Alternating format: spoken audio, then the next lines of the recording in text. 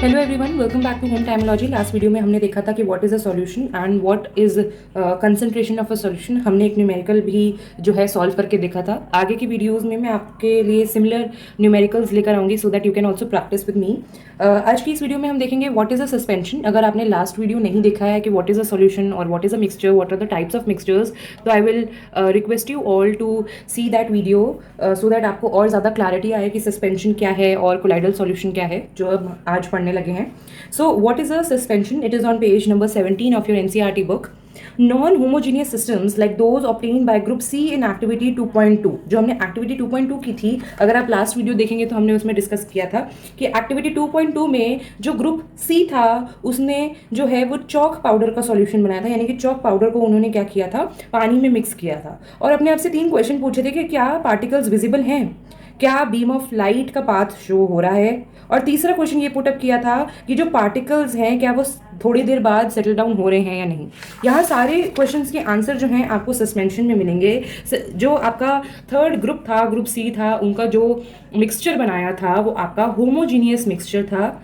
ऐसा हम नहीं कह सकते हैं क्योंकि यहाँ पे लिखा है नॉन होमोजीनियस। तो अगर नॉन होमोजीनियस है तो क्या हो सकता है, यानी कि वो हेट्रोजीनियस मिक्सचर था। उसकी जो यूनिफॉर्म कॉम्पोजिशन थी वो यूनिफॉर्म नहीं थी, that was non uniform composition. उसके पार्टिकल्स हमको विजिबल थे। तो जब मैं चॉक पाउडर को पानी में मिक्स करती हूँ तो मुझे उसके पार्टिकल्स भी दिख रहे हैं चॉक पाउडर के, और अगर मैं उसको थोड़ी देर ऐसे ही छोड़ दे रही हूँ तो चॉक पाउडर के पार्टिकल्स जो है वो पानी के नीचे सेटल डाउन भी हो जाएंगे।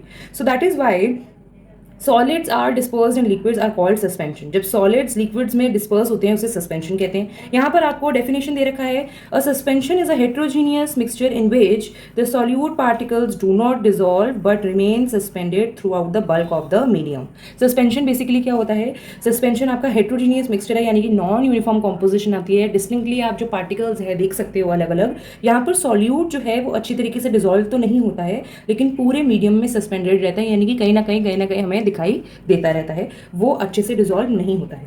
यानी कि दिखाई देता है, इसका मतलब क्या है, particles of a suspension are visible to the naked eye. हम नेकेड आई से नॉर्मली हम पार्टिकल्स ऑफ अ सस्पेंशन देख सकते हैं। सो लास्ट वीडियो में हमने किया था प्रॉपर्टीज ऑफ अ सॉल्यूशन। मैंने आपको बताया था, ये आपको काइंड ऑफ समरी दे रखी है, एक कंक्लूजन दे रखा है कि सॉल्यूशन में हमने क्या क्या पढ़ा था। सिमिलरली ये आपके बहुत ज़्यादा इंपॉर्टेंट पॉइंट्स है। जब भी आपको सॉल्यूशन के बारे में बोलेगा तो आपको ये पॉइंट्स लिखने हैं, साथ ही एक एग्जाम्पल तो ज़रूर देना ही देना है। Examples are must. बिना एग्जाम्पल के कोई भी आंसर जो है वो बहुत ज़्यादा अधूरा होता है। So wherever possible, be it your science, be it your SST, कहीं पे भी अगर आप एग्जाम्पल्स दे सकते हो तो आपका सोने पे सुहागा हो जाता है। अगर वो नहीं भी मांगेगा एग्जाम्पल्स तो भी प्लीज़ दीजिए।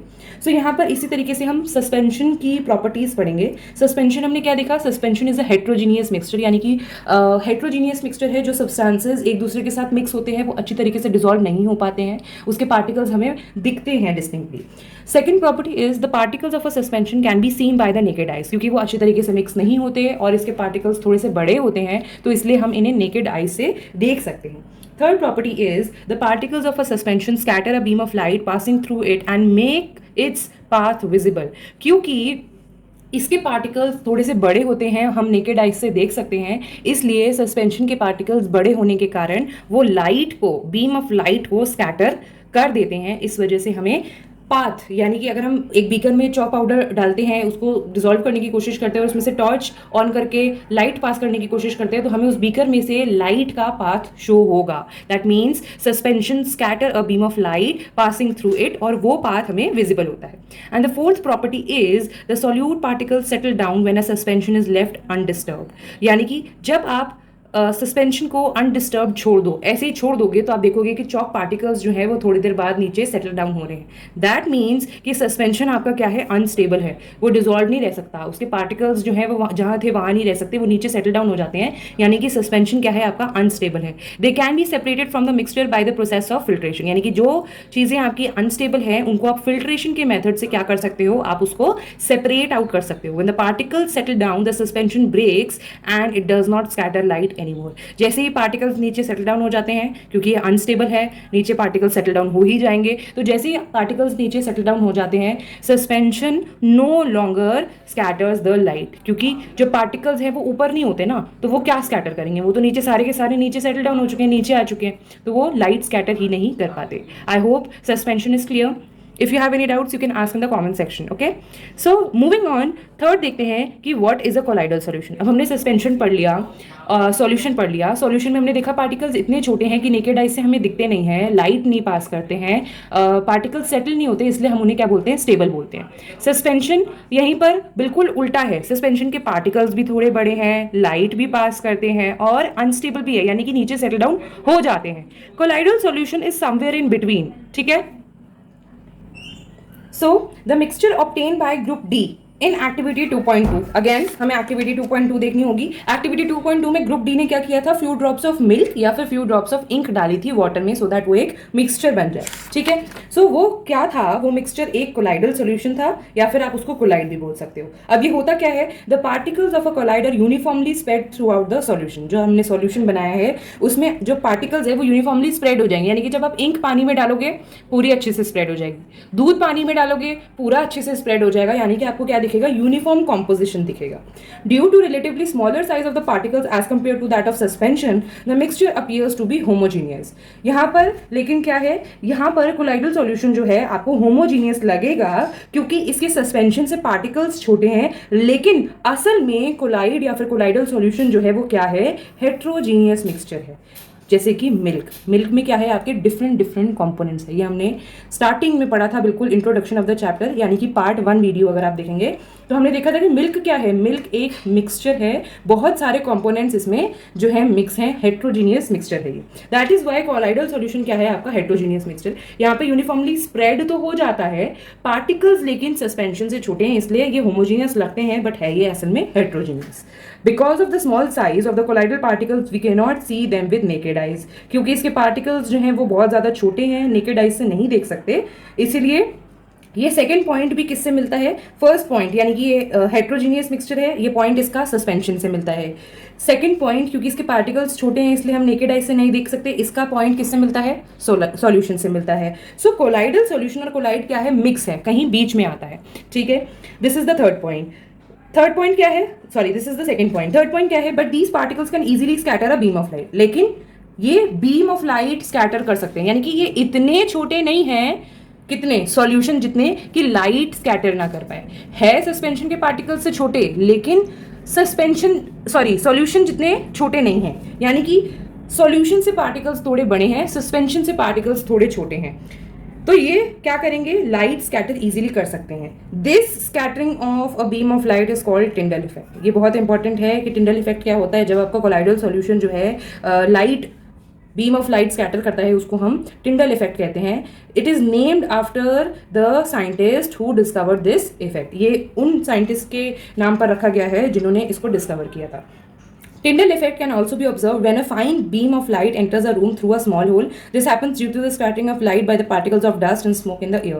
Tyndall effect हम कहाँ देख सकते हैं, हम एक रूम में देख सकते हैं जो बिल्कुल डार्क रूम है, और एक होल से या फिर आप कह लो एग्जॉस्ट फैन जहाँ लगता है उस विंडो से आपकी लाइट आ रही है. तो जो लाइट, बीम ऑफ लाइट आपको दिखती है वो क्या है, स्कैटर्ड होती है, बिकॉज डस्ट पार्टिकल्स और स्मोक पार्टिकल्स एयर में प्रेजेंट होते हैं. सो डस्ट पार्टिकल्स और स्मोक पार्टिकल्स जो हैं वो आपको नेकेड आई से विजिबल नहीं है, छोटे पार्टिकल्स हैं as compare to the suspension, but इतने बड़े जरूर हैं कि वो बीम ऑफ लाइट को, यानी कि लाइट को जो है वो स्कैटर कर पाते हैं. ठीक है. सो कुछ इस तरीके से आपका दिखेगा. Solution of copper sulphate does not show Tyndall effect. Copper sulphate का जो सॉल्यूशन है, यानी कि जो सॉल्यूशन है होमोजीनियस मिक्सचर है, वो बीम ऑफ लाइट यहाँ पर हमें नहीं दिख रही है, विजिबल नहीं है. क्यों नहीं है, क्योंकि कॉपर सल्फेट के जो पार्टिकल्स है वो बहुत ज़्यादा छोटे हैं, नेकेड आई से नहीं दिखते हैं और बीम ऑफ लाइट स्कैटर नहीं करते हैं क्योंकि वो बहुत ज़्यादा छोटे हैं. लेकिन अगर हम यहीं पर दूसरा देखेंगे, that is mixture of water and milk shows Tyndall effect. ये mixture of water and milk है, यहाँ पर क्या हमें दिख रहा है, यहाँ पर हमें बीम ऑफ लाइट का पाथ विजिबल है. ठीक है. I hope this is clear. मैं आप लोगों को इस चैप्टर के नोट्स भी प्रोवाइड करूंगी, सो मेक श्योर कि आप वो वाली भी देखें जहाँ पर मैं ये नोट्स डिस्कस कर रही होंगी इस चैप्टर के. सो it says Tyndall effect can be observed when sunlight passes through the canopy of a dense forest. हम कब देख सकते हैं Tyndall effect, हम dense forest में भी देख सकते हैं Tyndall effect को. In the forest, mist contains tiny droplets of water which act as particles of collide dispersed in air. यानी कि जब आप देखते हो कि बहुत ज़्यादा घना जंगल है और कहीं कहीं से रोशनी की बीम ऑफ लाइट आ रही है, तो वो क्या हो रही है, बेसिकली स्प्रेड हो रही है. That is what your Tyndall effect is. So आपको यहाँ पे एक फिगर दे रखी है. Last but not the least is properties of a colloid. जिस तरह से हमने प्रॉपर्टीज ऑफ सॉल्यूशन किया, प्रॉपर्टीज ऑफ सस्पेंशन किया, उसी तरीके से आपका प्रॉपर्टीज ऑफ कोलाइड दे रखा है। यहाँ पर आपको काइंड ऑफ कंक्लूजन दे रखा है कि आपने क्या क्या पढ़ा। सबसे पहले आपने पढ़ा कि कोलाइड जो है वो हेट्रोजीनियस मिक्सचर है। ये लगता ऐसा है कि होमोजीनियस है बिकॉज ये यूनिफॉर्मली स्प्रेड हो जाता है, बट है ये हेट्रोजीनियस मिक्सचर। दूसरा, इसके पार्टिकल्स जो हैं वो बहुत ज़्यादा छोटे हैं, इसलिए हम इन पार्टिकल्स को नेकेड आइज से नहीं देख सकते। लेकिन इसके पार्टिकल्स इतने बड़े ज़रूर हैं कि बीम ऑफ लाइट को ये स्कैटर कर दे और वो पाथ विजिबल हो जाए। यानी कि ये वाली प्रॉपर्टी सॉल्यूशन की प्रॉपर्टी शो कर रही है और ये वाली प्रॉपर्टी उसकी सस्पेंशन की प्रॉपर्टी से शो कर रही है। They do not settle down when left undisturbed, that is a colloid is quite stable. यानी कि अगर आप उसको अनडिस्टर्ब छोड़ दो, ऐसे ही छोड़ दोगे, मिल्क और वाटर को ऐसे ही छोड़ दोगे उसका मिक्सचर को, तो मिल्क के पार्टिकल्स जो हैं वो नीचे सेटल डाउन उतने नहीं होंगे। दैट मीन्स कोलाइड जो है वो कुछ हद तक स्टेबल है। ये भी किसकी प्रॉपर्टी वो शो कर रहा है? सॉल्यूशन की। तो it is somewhere between solution and suspension. Now एक और आपको प्रॉपर्टी दे रखी है, that is they can not be separated from the mixture by the process of filtration. Filtration की मेथड से ये आपका सेपरेट नहीं हो सकता है, क्योंकि इतने बड़े भी उसके पार्टिकल्स नहीं है कि फिल्ट्रेशन के मेथड से सेपरेट आउट हो जाए, और क्योंकि ये स्टेबल भी हैं। बट एक स्पेशल टेक्निक यूज़ की जा सकती है सेपरेशन के लिए, दैट इज सेंट्रीफिकेशन, जो हम आगे की वीडियोस में पढ़ेंगे। तो हम सेंट्रीफिकेशन एक मेथड है जिसको हम कोलाइड पार्टिकल्स जिससे हम सेपरेट कर सकते हैं। अब कोलाइडल सॉल्यूशन में जो कंपोनेंट्स है वो दो तरीके के कंपोनेंट्स है। एक होता है डिस्पर्स्ड फेस, एक होता है dispersion medium. The solute like component, जो चीज़ सॉल्यूट जैसी लगती है, और the dispersed particle in a colloid form the dispersed face. यानी कि जो पार्टिकल्स डिस्पर्स होते हैं सॉल्यूट जैसे होते हैं, यानी कि आपका जो मिल्क हो गया वो आपका क्या है? डिस्पर्स्ड फेस है। And the component in which the dispersed phase is suspended is known as dispersing medium. ये बिल्कुल आपका सॉल्यूट सॉल्वेंट वाला एग्जांपल हो गया। सो बेसिकली डिस्पर्स्ड फेस क्या है? आपका काइंड ऑफ अ सॉल्यूट है, और dispersing medium is kind of your solvent. ठीक है, ये आप बहुत अच्छे से मार्क कर लें और ध्यान से इसको एक बार अपने आप रीरीड करें। Colloids are classified according to the state, solid, liquid और gas of the dispersing medium and the dispersed phase. ये क्या होता है? कोलाइड्स में जो आपका डिस्पर्स्ड फेस या डिस्पर्स्ड मीडियम है, ये आपका सॉलिड, लिक्विड और गैस में अकॉर्डिंगली जो है क्लासीफाई कर रखा है। और आपको यहाँ पर एक टेबल दे रखा है 2.1 विच इज़ वेरी इंपॉर्टेंट यहाँ पर, क्योंकि आपको एग्जाम्पल्स भी दे रखे हैं। अगर आपका डिस्पर्स्ड फेस जो है वो लिक्विड है और डिस्पर्सिंग मीडियम जो है गैस है, यानी कि solute is in the form of liquid and solvent is in the form of gas, तो आपका उसको आपको एरेसोल कहते हैं। एग्जाम्पल इसका आ जाएगा फॉग, क्लाउड्स, मिस्ट। फॉग क्या होती है? फॉग आपका कुछ लिक्विड पार्टिकल्स होते हैं जो गैस में प्रेजेंट होते हैं। सेम क्लाउड भी आई है, मिस्ट भी आई है। सिमिलरली इसमें से आपको कोई दो एग्जांपल्स तो बिल्कुल याद रखने ही रखने हैं। दिस इज वेरी इंपॉर्टेंट, आपका आराम से 1 मार्क के क्वेश्चंस में ये आ सकता है। सॉलिड अगर डिस्पर्स्ड फेस है और डिस्पर्सिंग मीडियम गैस है, तो उसको भी आप क्या कहोगे? एरेसोल कहोगे। सिमिलरली फोम क्या होता है? If your dispersing phase is gas, dispersing medium is liquid. Emulsion is important.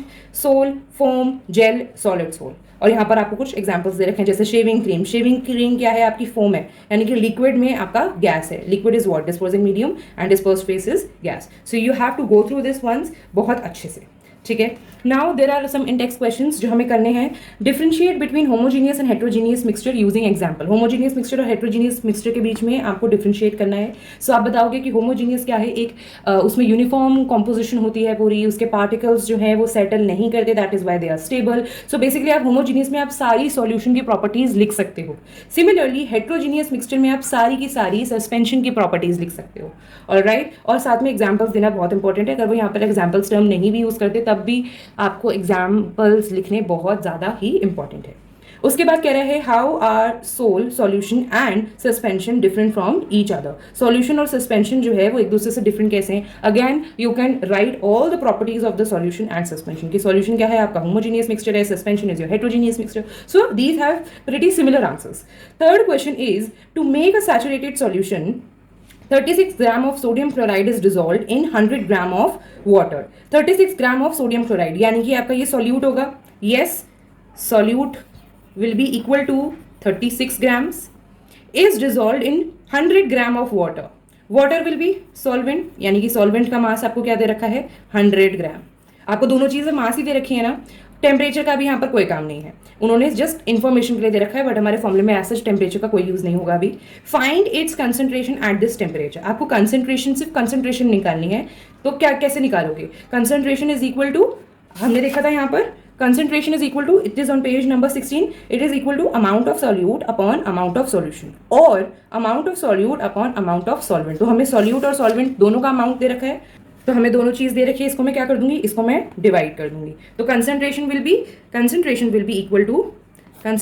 be equal to 0.36।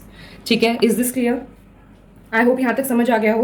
कुछ इस तरीके न्यूमेरिकल्स जो आपके कंसंट्रेशन ऑफ अ सॉल्यूशन के हैं वो मैं आपको फर्दर वीडियो में लेकर आऊँगी। यहाँ तक हमारा आधा चैप्टर कंप्लीट हो चुका है। जो नेक्स्ट हाफ है उसमें हम देखेंगे कि जो मिक्सचर्स हैं उनके कंपोनेंट्स को हम किस तरीके से सेपरेट कर सकते हैं। There are various ways. And अगर यहाँ तक आपको कुछ डाउट हो, कुछ समझ नहीं आया हो, तो let me know in the comment section below. I will be happy to help. And thanks for watching. I will see you in the next one.